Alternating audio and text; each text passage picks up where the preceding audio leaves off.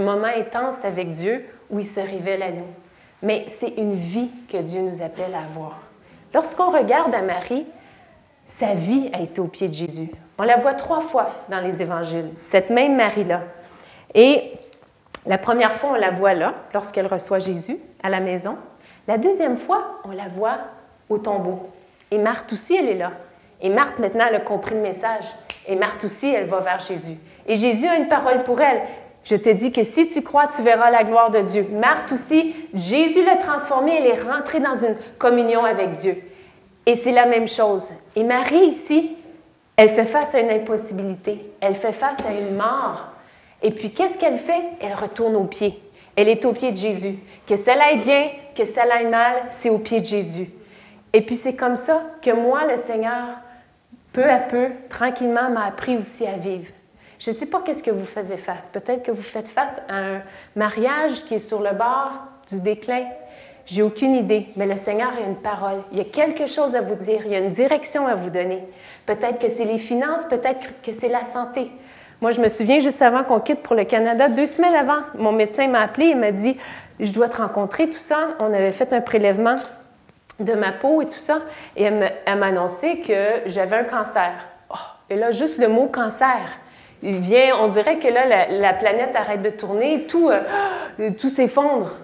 Et puis quand je suis rentrée dans la voiture et que j'ai dit ça à mon mari, bien, j'ai dit, c'est à ses pieds qu'on va aller, c'est en lui qu'on va se confier. Je sais qu'il nous appelle à aller en France, je sais qu'il a fait un chemin, qu'il a tout vendu, qu'on a dépendu de lui depuis 1 an. Croyez-moi, le fait de changer de pays, j'étais au pied de Jésus plus que jamais parce que j'avais besoin de sa force, de sa direction. Mais le Seigneur est venu. Parfois, on passe des difficultés, on passe des choses, mais le Seigneur est fidèle. Amen. Alléluia. Vous savez, c'est une invitation de venir avoir une vie à ses pieds, comme Marie. Et la 3e fois, la dernière place qu'on voit Marie au pied de Jésus, c'est lorsqu'il y a un souper. Lazare y est ressuscité. Elle est dans la victoire. Mais elle est encore au pied de Jésus. Ça dit qu'elle a répandu le parfum de grand prix. Vous savez, plus vous allez avoir une communion avec Dieu, plus vous allez devenir capable d'accomplir et de faire des choses que vous n'auriez jamais pensé être capable de faire. Parce que Dieu va vous remplir de son essence, de qui il est. Il va vous donner un courage. Il y a des femmes ici, peut-être que vous vous battez avec un péché, vous n'arrivez pas à laisser telle personne, vous ne réalisez pas à changer.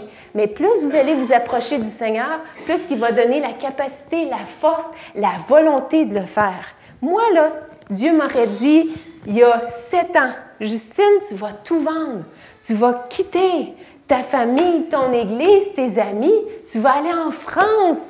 J'aurais dit, jamais, Seigneur, je ne serais pas capable parce que j'étais donc attachée à ma belle petite maison, à toute ma routine, à toutes mes choses que j'avais mis en place. J'étais habituée d'être femme de pasteur. J'avais, comme une femme de pasteur peut faire, j'avais ma petite équipe comme vous. Je vous vois là avec les femmes, puis on organise, puis je faisais les réunions de prière. Et là, je me suis sentie parachutée, là. Oh, mais Seigneur, qu'est-ce que tu fais? Je suis plus rien, mais qui suis-je? Qu'est-ce que je vais faire? Comment qu'on va vivre? C'est qui ça? C'est quoi ça, la France? Mais parce que le Seigneur avait commencé à m'enseigner et à m'amener dans une vie où j'étais à ses pieds, eh bien, il a mis en moi le désir, la volonté, la confiance de tenir par la main et de le suivre. Et c'est la plus belle vie que je peux vivre, que j'ai vécue jusqu'à maintenant. C'est une aventure qui est extraordinaire, qui est remplie de combats, mais qui est remplie de victoires. Et vous savez, souvent on dit, oui, je veux vivre les victoires de Dieu. Mais pour qu'il y ait une victoire, il faut un combat. Je ne veux pas être porteuse de bonnes nouvelles, mais si vous voulez gagner la guerre, ça veut dire qu'il va y avoir une guerre. Ça veut dire qu'il va falloir se battre, qu'il va falloir aller au combat. Mais Dieu est fidèle et il est là. Le dernier point, c'est celui-ci. C'est une nécessité pour nous, mais aussi c'est une nécessité pour Dieu. Je ne veux pas que ce message vienne mettre quelque chose de lourd sur vous. Ah oui, il faut que je prie. Ah, il faut que j'ai une communion avec Dieu. Non, ce n'est pas ça l'idée. L'idée, c'est de vous inspirer et de vous montrer que Dieu aussi, c'est une nécessité pour lui. C'est pas juste qu'il veut ça, qu'il désire ça, c'est que c'est une nécessité. Regardez bien. Jésus a dit, « Marthe, Marthe, tu t'inquiètes, tu t'agites pour beaucoup de choses. Or, une seule chose est nécessaire. » Vous savez, souvent dans la Bible, quand je lis la Bible, j'aime bien regarder comment Jésus répond.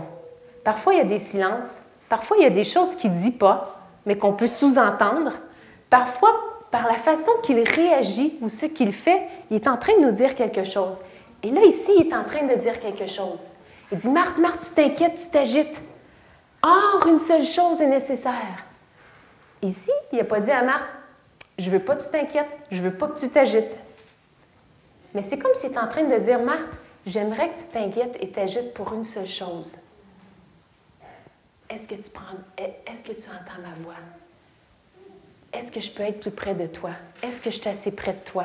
Inquiète-toi et agite-toi pour cette chose-là. Parce que pour moi, c'est une nécessité. C'est une nécessité pour moi d'être avec toi. » Vous savez, Jésus est venu sur la terre pour une seule chose, pour nous redonner notre droit qu'on avait lorsqu'il nous a créés d'être en communion avec lui. Il nous sauve pour qu'on soit avec lui pour l'éternité, mais l'éternité commence maintenant. C'est lui qui est l'éternité. Hein? Et puis, il veut qu'on soit avec lui maintenant, qu'on soit rencontré et révélé par lui maintenant.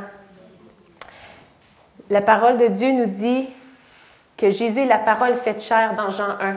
Tout a été créé par elle et rien n'a été fait sans elle.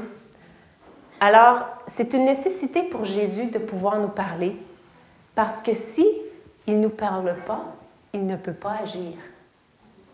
Il y a beaucoup de femmes, il y a beaucoup de personnes, même moi souvent, « Seigneur, j'ai prié, puis tu ne réponds pas, tu n'agis pas. » Le Seigneur, à un moment donné, me dit, « Oui, mais tu n'as pas cherché à m'entendre. Tu n'as pas cherché à... Des fois, je veux te dire oui, des fois, je veux te dire non, puis je veux t'expliquer pourquoi. Tu n'as pas cherché à avoir une réponse. Et c'est la réponse que je vais te donner qui va agir dans ta vie. Comment est-ce que Dieu a créé le monde? En parlant. Il a dit que la lumière soit, la lumière fut. Comment est-ce que Jésus a guéri les gens? Il a dit, lève-toi et marche. On ne le voyait pas en train de mettre un homme sur une civière et puis se mettre à opérer. Non, c'est par la parole. C'est tellement important. C'est une nécessité pour Dieu. Dieu veut nous parler et il faut qu'il nous parle si on veut le voir agir. S'il ne parle pas, il ne peut pas agir parce que ses bras et ses mains, c'est sa parole. C'est sa parole qui va déposer dans votre cœur. C'est seulement par sa parole. Vous savez, comme je vous ai dit tout à l'heure, il y a de l'espoir parce que Marthe a vécu une transformation. Marthe s'est mise à marcher sur le chemin, le même chemin que sa sœur. Et vous savez, lorsqu'on regarde Marthe, qui est au repas, qui est en train de fêter la résurrection de Lazare, qu'est-ce que ça dit? C'est un petit verset tout court, mais je l'aime bien. Ça dit « Marthe servait. » Point. Elle n'était plus accablée par les soucis du service. Pourtant, en plus, ce qui est spécial, c'est que là, ici, il n'y a pas juste Marie, Lazare, mais il y a les disciples. Il y a plus de monde dans la maison. Il y a peut-être 3 fois plus de baguettes à faire. Mais elle n'est pas accablée par les soucis du service. Elle marche dans un ordre divin parce qu'elle est avec Dieu. Elle le fait pour Dieu, mais elle est avec Dieu. Elle est avec Jésus. Et c'est cette vie-là que vraiment le Seigneur veut nous faire rentrer. J'ai un auteur que j'aime bien qui est Andrew Murray. Je ne sais pas si vous connaissez. Peut-être qu'en français, vous diriez Andrew Murray. Je ne sais pas. Là, je l'ai dit avec l'accent anglais, Andrew Murray. Mais il dit ceci. « Vous avez entendu sa voix un jour qui vous a dit « Suis-moi ». Hein? On l'a tout entendu. C'est le jour où on est venu à Jésus. Maintenant, entendez sa voix qui vous dit « Reste ici, demeure en moi ». C'est un endroit où il faut emménager. S'il vous a rendu capable de le suivre, il va vous rendre capable aussi de vous arrêter, de rester ici, de demeurer, d'être avec lui. Amen. C'est une parole qui est peut-être très simple, mais je crois que c'est la base le plus important de la vie chrétienne pour vivre une vie épanouie avec Dieu, pour vivre une vie, un service qu'on fait pour Dieu, mais épanoui. pour vivre des victoires extraordinaires. Dieu, il vous aime et Dieu veut vraiment vous prendre par la main ce matin pour vous emmener dans ce chemin. Peut-être que vous y êtes déjà. Gloire à Dieu, merci Seigneur. Et peut-être que vous n'y êtes pas. Mais là, c'est le Seigneur qui va vous emmener dans ce chemin-là. Amen. Puis cet après-midi, ensemble, on va regarder concrètement des choses parfois. Mais ce matin, je voulais simplement venir et puis vous exposer le cœur de Dieu. Qu'est-ce que Dieu dit? Dieu a tant de choses à nous dire. Eh bien, qu'est-ce qu'il vous dit ce matin? Une seule chose est nécessaire. Natacha, Julie, Brigitte, Raymond, Ghislaine, je ne sais pas c'est quoi votre nom, mais le Seigneur vous dit, « Hey, il y a juste une chose qui est demandée de toi. Il y a juste une chose que je veux de toi. Assieds-toi, je vais te parler, je vais te donner une parole. Et la parole que je vais te donner, je vais l'accomplir. Je ne suis pas un homme pour mentir. » Amen. Ce qu'il a dit, il le fera. Vous voyez ici, il dit et il fait. Il ne fait pas juste parler pour parler. Hein? Je sais que, vous savez, la France est connue pour un pays qui papote beaucoup, qui parle beaucoup. On fait des tables de dissertation, des comités d'organisation, d'études, pour voir, pour peut-être évaluer, mais Dieu n'est pas comme ça. Dieu vient, il parle et wow, il n'y a pas 15 comités après. Il agit. Amen. J'aimerais qu'on puisse se lever ensemble.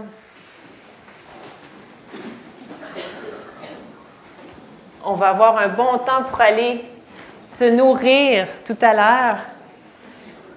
Salut Daniel, je voudrais juste un petit peu te demander tes impressions. Mais je voudrais avoir tes impressions. C'est merveilleux, merveilleux. Je n'ai pas d'autres mots. C'est vrai que... Qu'est-ce que tu pourrais dire en un mot? En un mot. En un mot, gloire à Dieu. Merci Seigneur. Comment tu pourrais dire en un mot tout ce que tu as pu reçu? C'est un petit peu difficile ce que tu as reçu ce matin. Ouais, tu pars avec quoi? Avec beaucoup de joie, un plus, encore plus je dirais. Et puis avec Jésus. Avec Jésus? Avec Jésus, toujours avec Jésus. Que Dieu te bénisse.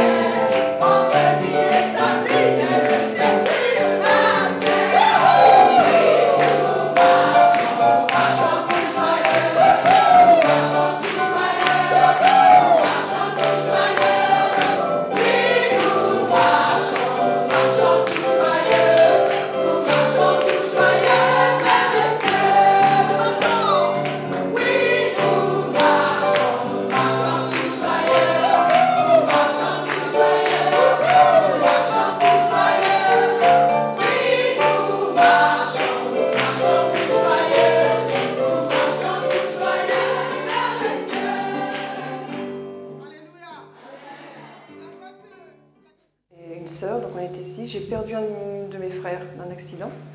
Nous nous sommes retrouvés à 5. on a vécu dans un contexte, je dirais, très déséquilibré. J'avais une maman qui était très très volage, qui aimait les hommes. Et elle avait une devise malgré tout, on n'a pas besoin d'hommes à la maison. J'ai grandi avec ça, ça n'a pas été évident, mais je voyais régulièrement des hommes, tous les 15 jours à peu près. Et ça n'a pas été évident parce qu'il faut se construire avec tout ça. Et moi, j'ai vraiment essayé de me construire, mais ça a été très difficile. Et ma mère n'avait que Dieu pour ses amants ou ses fils. Et pour moi et ma sœur, il n'y avait pas de... Moi, je peux dire, il n'y avait pas de sentiment. J'ai l'impression qu'il n'y avait pas d'amour. Et derrière tout ça, il y avait certainement une raison. Donc, on était très dévalorisés, nous les filles à la maison, par notre maman. Très, très. On n'avait jamais d'affection. On n'avait toujours que des propos très, très dévalorisants, surtout sur notre intimité, sur notre physique. Ça m'a donné beaucoup de complexes pendant des années. Mais voilà, Dieu est bon, Dieu est bon. Et j'ai été abusée, je devais avoir 12 ou 13 ans, par un des amants de ma mère. Et je suis tombée enceinte parce que je ne connaissais rien de comment fonctionnait un corps. On ne m'avait jamais expliqué. Ma mère nous donnait à manger, nous élevait sans éducation. Enfin, pour moi, j'ai l'impression de ne pas avoir d'éducation sur rien. Donc je suis tombée enceinte de cet abus et je me faisais abuser pendant quelques mois comme ça, pendant je ne sais pas combien de temps. Je n'ai pas de notion du temps dans cette période-là, mais j'étais bien enceinte de 2 mois, je pense. Donc elle a découvert que je grossissais, évidemment, et elle a découvert cet abus. Ça n'a pas du tout été l'effet que j'espérais d'avoir ma mère près de moi dans cette situation. Elle m'a complètement rejetée. Je ne veux pas vous choquer, mais elle m'a fait avorter dans ma chambre. Comment je pourrais vous dire, sans anesthésie, sans rien. C'était une douleur très, très physique, physiquement, psychologiquement. Si vous n'avez pas Jésus un jour dans votre vie, c'est très difficile de construire sa vie, de guérir de ces choses-là. Parce que, enfin voilà. Et après, c'est le seul amant avec qui elle a continué à vivre plus longtemps sa vie amoureuse. Et on a vécu tous ensemble, comme ça, dans la même maison, avec ces douleurs que j'avais, de tout ce que j'avais vécu. Et moi, je ne comprenais rien dans mes sentiments, c'était confus, c'était piétiné. Je ne comprenais rien. Ce que je voulais, c'est vivre une vraie vie de famille. Un papa, une maman, une vie saine. Tout à l'heure, il y a un frère qui m'a dit, Catherine veut dire pure. Pure, j'étais pas pure à cette époque, mais Dieu avait déjà son regard sur moi parce que c'était ce qu'il avait mis dans mon cœur d'être pure. Je voulais cette pureté, je l'ai cherchée, même si j'ai fait un peu n'importe quoi de ma vie après, parce que ça va de soi. On n'a plus d'estime de soi. Mais au fond de mon cœur, il y avait cette soif de chercher cette pureté. Ça a été une grande déchéance. Mes frères et sœurs sont tombés tous dans la drogue dure. Je vous assure, Dieu m'a gardée. J'ai baigné dans la drogue dure, dans l'héroïne, tout ça. Je n'ai jamais touché à la drogue dure. Dieu m'a fait grâce, je l'ai eu sous les yeux comme ça. Quelque chose me retenait déjà. Et je n'ai jamais tombé dans la drogue, dans l'alcool. Merci Seigneur. Et on a grandi dans le vol. Moi, on était des cas sociaux où j'habitais en Normandie. On volait. Moi, j'ai appris à voler. J'ai appris à voler les gens, à voler dans les magasins, Et je peux vous assurer, je me suis retrouvée dans des situations. Je ne suis pas fière quand je dis ça, parce que j'étais reprise bien souvent et Dieu m'a délivrée. Mais dans des situations où mon apparence physique faisait penser que ce n'était pas moi qui volais. Comme quoi, il ne faut pas s'arrêter aux apparences. On accusait certainement celui qui était à côté, qui était un peu dépenaillé. Et moi, parce qu'on m'a toujours dit que j'avais une apparence un peu autre. Il y a une dame, une fois, qui m'a dit, j'ai l'impression que vous venez de Saint-Germain. Saint-Germain, à côté de chez nous, c'est des gens assez chics. Pas du tout, j'ai une famille de cas sociaux. Mais on m'aurait pas dit que c'était moi qui volais. Donc, comme quoi, voilà, c'était juste une petite parenthèse. Dieu m'a délivré du vol, tout ça. Mais, voilà. Après, il a fallu que je vive ma vie, évidemment. Donc, je me suis mariée, j'ai eu des enfants. C'est pas facile d'aimer, je vous assure, c'est pas facile d'aimer la personne qui est à côté de vous, d'aimer ses enfants. Et j'ai fait des grosses erreurs, mais Dieu m'a fait grâce aussi de ce côté-là. Mais Dieu a permis l'épreuve. Dieu a permis une épreuve dans ma vie pour que je puisse le rencontrer. Je veux juste vous dire que quand je me suis mariée, j'ai eu des enfants, je ne connaissais pas le Seigneur. Je l'ai rencontré 14 ans après. ou 15, 10 ans après. J'ai rencontré le Seigneur 10 ans après, donc j'étais mariée, j'avais des enfants. Mais j'avais une vie que le Seigneur, je servais le Seigneur avec mon mari, mes enfants. Mais j'étais dans le déni. Je venais à l'église, mais je souffrais. Mais personne ne le voyait, je souffrais. Dans le secret de mon cœur, je souffrais. Et mon mari, il était, devant tout ça, il était désarmé, il ne savait pas quoi faire. Vous savez pourquoi? Parce que je n'avais pas d'intimité avec Dieu. Je n'avais pas cette intimité-là. Et je suis contente de ce que Justine a apporté. Je ne savais pas spécialement ce qu'elle allait apporter. Je communiais avec Dieu. Je disais, Seigneur, je souffre, fais pour moi, fais ci, pour moi, fais ça. Mais je n'avais pas cette intimité. Et Dieu, à travers une épreuve assez douloureuse, il m'a emmenée à être dans cette intimité avec lui. Et là, Dieu a commencé à reconstruire mes sentiments, ma vie. Et je me suis approprié la parole de Dieu. J'ai commencé à comprendre combien la parole était vivante. Alors j'ai pris des versets. Dieu, dans cette intimité-là, m'a emmené dans la parole de Dieu, comme dans des versets. Je vais faire naître en toi ce qui n'existait pas. Il a commencé à travailler mon cœur.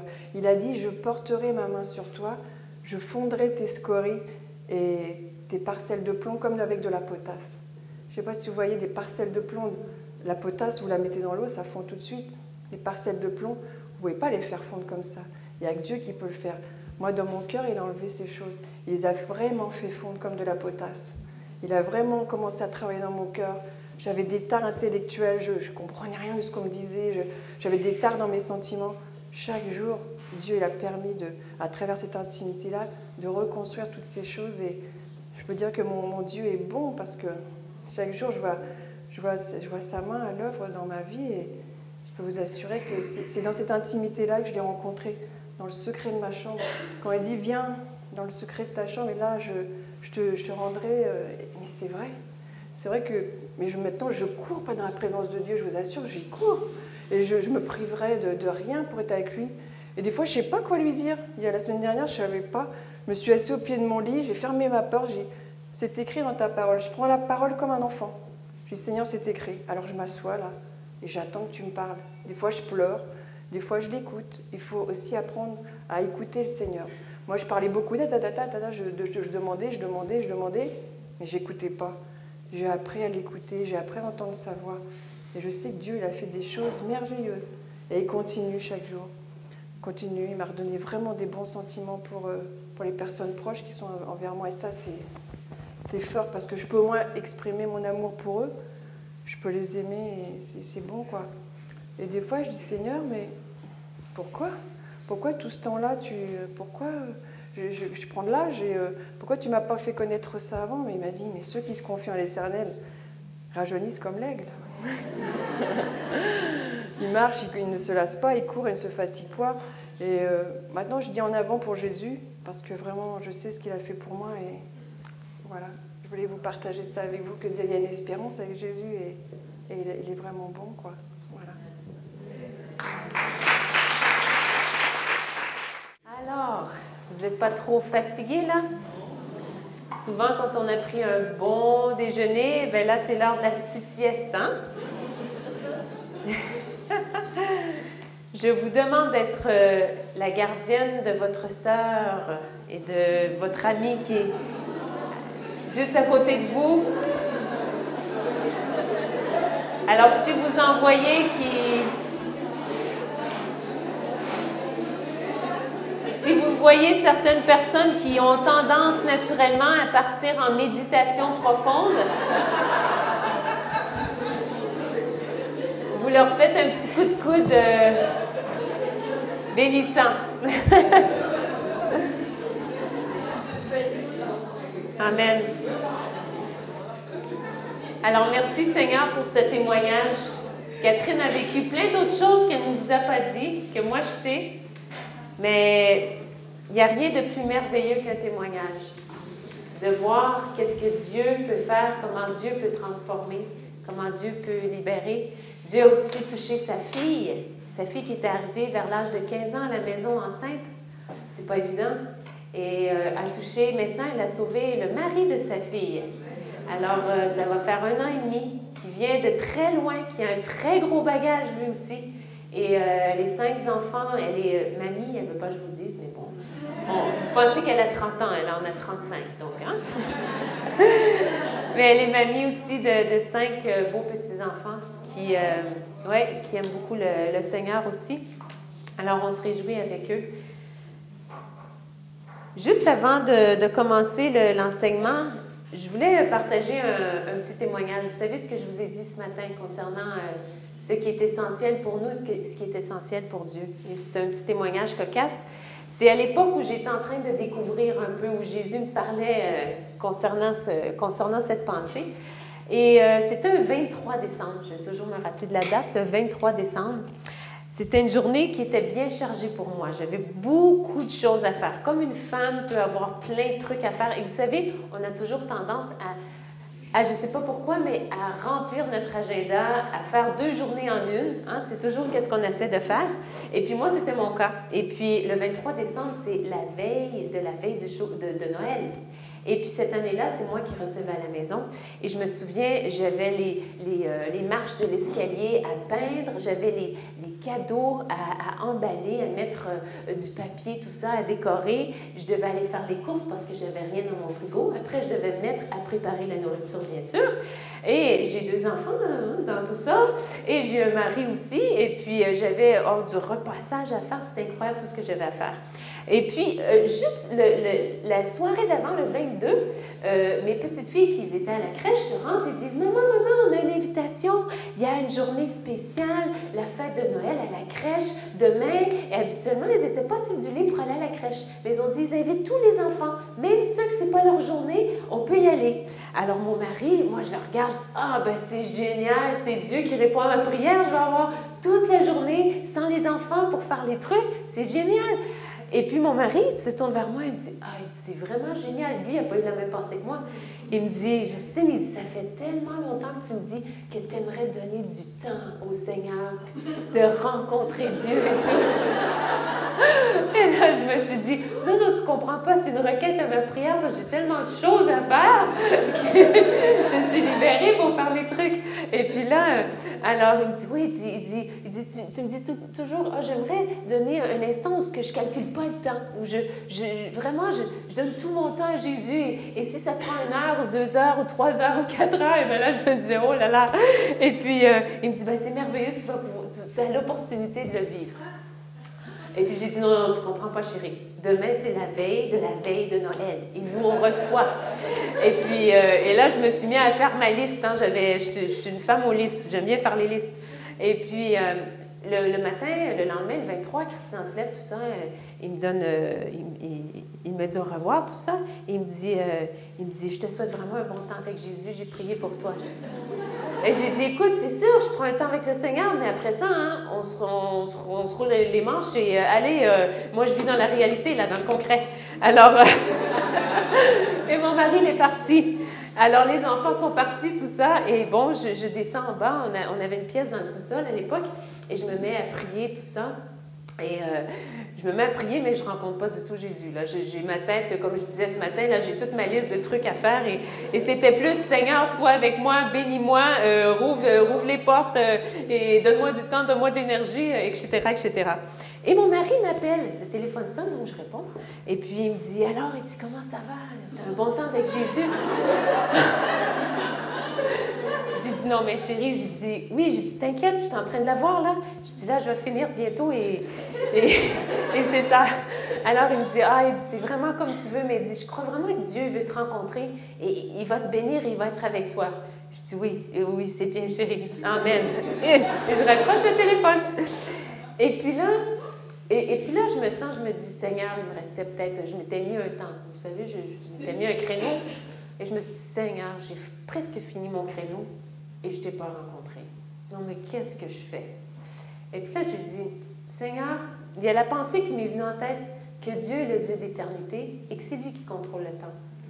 Et le Seigneur m'a dit, si tu me fais du temps pour moi, moi, je vais faire du temps pour toi. Et je l'ai pris au mot, et je l'ai fait. J'ai dit, ben là, j'ai pris j'avais un petit réveil, là, je l'ai tourné pour ne pas voir l'heure. Je dis, Seigneur, je ne regarde pas le temps et je me concentre sur toi. Eh bien, le Seigneur, il est venu me visiter, il m'a parlé, j'ai vécu un moment extraordinaire avec Dieu. Vraiment, c'est comme s'il était palpable, il était dans la pièce avec moi.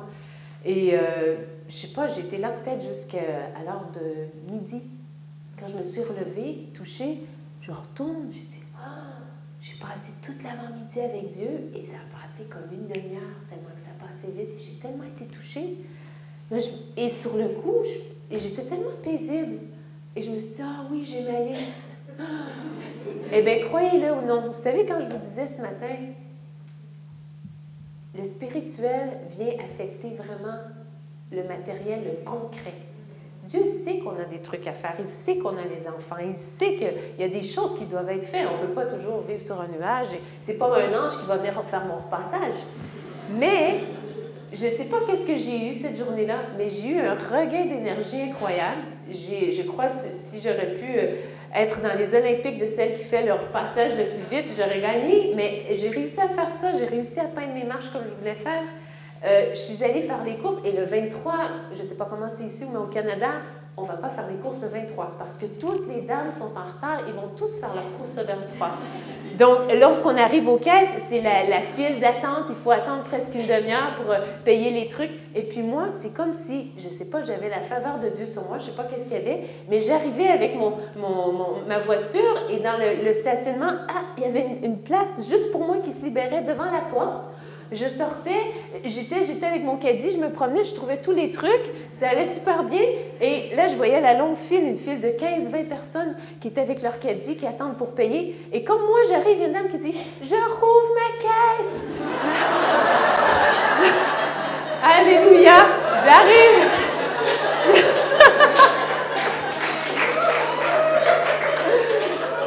Pas besoin d'attendre, j'arrive tout de suite et je paye les trucs, et j'arrive à la maison, je fais les cadeaux, je commence à faire mijoter les trucs, je vais chercher les enfants, il est peut-être 5h30, 6h, et je me suis dit, et puis j'ai réalisé après, j'ai dit, non mais j'ai fait tout ce qu'il y avait sur ma liste, j'étais paisible, j'étais joyeuse, je priais même pendant que j'étais tellement remplie de Dieu que pendant que je faisais mes courses, je continuais à parler avec Dieu, j'étais tellement bénie.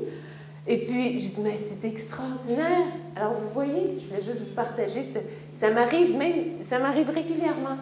Le Seigneur me dit, si tu me prends au sérieux, je vais te prendre au sérieux. Tu fais du temps pour moi, je vais faire du temps pour toi.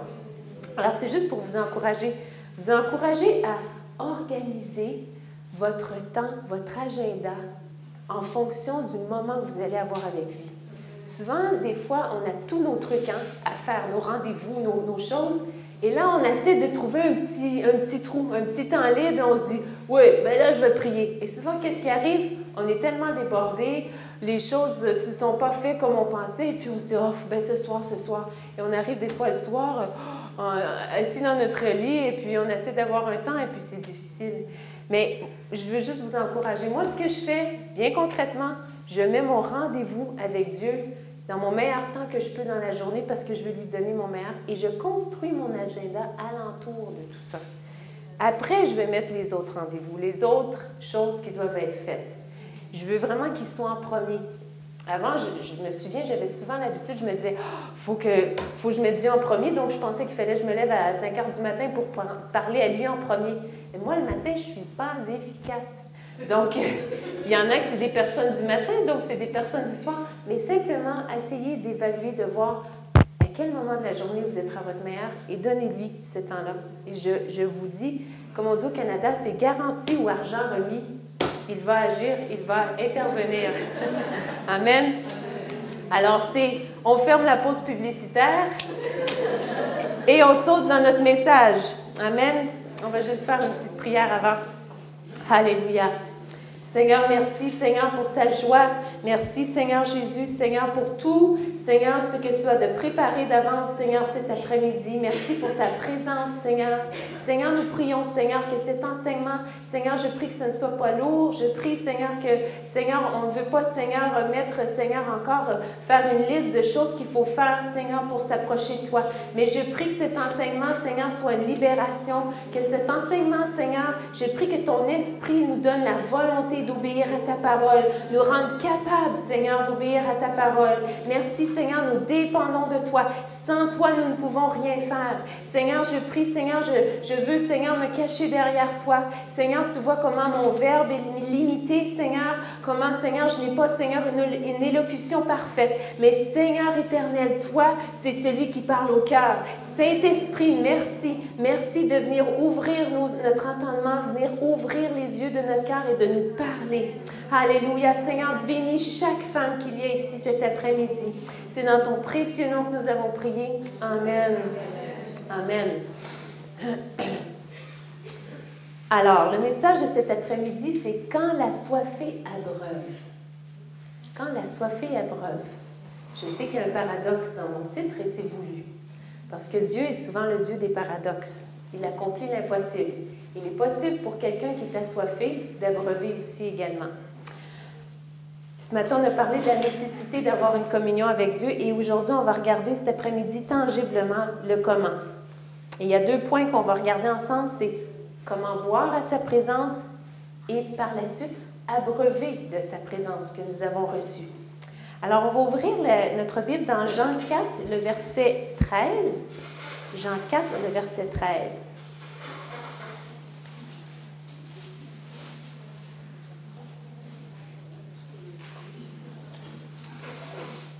Qui est un peu un verset classique, probablement que vous connaissez tous, qui est un merveilleux verset. Et nous allons faire un petit voyage ensemble. Ce matin, nous avons visité la cuisine et la maison de 2 dames de Marthe et Marie. Et cet après-midi, je vais vous emmener un peu plus où il fait chaud, il fait bon, sur le bord d'un puits, à la Samaritaine. Amen. Alors, le verset, c'est le verset 13. « Quiconque boit de cette eau aura encore soif. » C'est Jésus qui parle à la Samaritaine. Et il lui dit « Mais celui qui boira de l'eau que je lui donnerai... » Remarquez, Jésus lui dit que je lui donnerai. Jésus veut vraiment nous donner, veut vraiment nous remplir. N'aura jamais soif. Et l'eau que je lui donnerai, il dit 2 fois pour faire sûr qu'on comprend qu'il veut vraiment nous donner, deviendra en lui une source d'eau qui jaillira jusque dans la vie éternelle. Vous savez, pour vivre un moment avec Dieu, pour rencontrer Dieu, tout ce qu'il faut, c'est la bonne attitude. C'est l'attitude du cœur. Ce n'est pas des manières, des façons de faire, une routine. Ça, c'est plutôt de la religion. Mais si on veut rentrer dans une communion, c'est vraiment avec le cœur. Et j'ai décidé de prendre ce récit-là parce qu'on voit Jésus qui se révèle à une femme ici et elle dépeint, elle nous dévoile tellement une bonne attitude à avoir. Comment faire pour recevoir, pour être rempli de Dieu. Et c'est pour ça que j'ai choisi ce texte-là. Et ce que j'aime, c'est que ici, Jésus vient la toucher dans son quotidien. Elle est partie au puits. Le puits, à l'époque, était une tâche quotidienne, une tâche ménagère que la femme devait faire. Je veux dire, si elle voulait nettoyer, abreuver, faire à manger, laver, il fallait aller au puits. Donc, à tous les jours, les femmes allaient au puits. Et ce que j'aime ici, c'est que ce n'est pas une journée de sabbat, ce n'est pas quelque chose qui se passe dans une synagogue ou dans un temple, c'est quelque chose qui se passe en plein dans le quotidien, en plein. Il a une parole pour nous. Et puis, juste vous raconter rapidement, on ne va pas lire toute l'histoire parce qu'il y a beaucoup de... Dans le verset, dans la Bible, ça dit que Jésus, il lui fallait passer par la Samarie. Il lui fallait, c'était plus fort que lui, il fallait qu'il aille là. Il fallait qu'il passe par la Samarie. Comme il lui fallait aller à la croix pour nous. Il y a tellement un amour, tellement quelque chose qui l'attire à être avec nous. Et ce qui est touchant ici, c'est que ça dit que c'est la 6e heure. Donc la 6e heure, c'est midi. C'est en plein milieu de la journée. Et la Samaritaine se trouve au puits. Et moi, je me suis beaucoup arrêtée. Je me suis dit, c'est quand même spécial qu'elle est là en plein midi. Habituellement, ce n'est pas l'heure qu'on va au puits. Lorsqu'on regarde juste au point de vue de l'anthropologie, des mœurs, de la façon de faire des peuples, souvent, c'était le matin que les femmes allaient parce que c'est le matin, à partir du matin, qu'on a besoin de l'eau, qu'on a besoin de tout le restant pour faire sa journée. Et puis, je ne sais pas pourquoi elle y allait à midi. Je ne sais pas si elle allait toujours à midi. Peut-être que c'est la seule fois qu'elle est allée à midi. Mais il y a quelque chose que je sais par l'histoire, c'est que c'est une femme qui avait toute une vie. C'est une femme qui avait eu 5 maris, et c'est une femme qui était avec un homme en ce moment qui n'était même pas son mari. Alors peut-être qu'elle était dans l'adultère, ou peut-être qu'elle était dans du concubinage, qu'elle vivait avec un homme qu'elle n'avait pas marié. J'ai aucune idée c'est quoi. On ne sait pas les détails exacts, mais on sait qu'elle avait eu 5 maris. Une femme qui a eu 5 maris, c'est une femme qui a tout un bagage. Je ne sais pas si elle a vécu le rejet.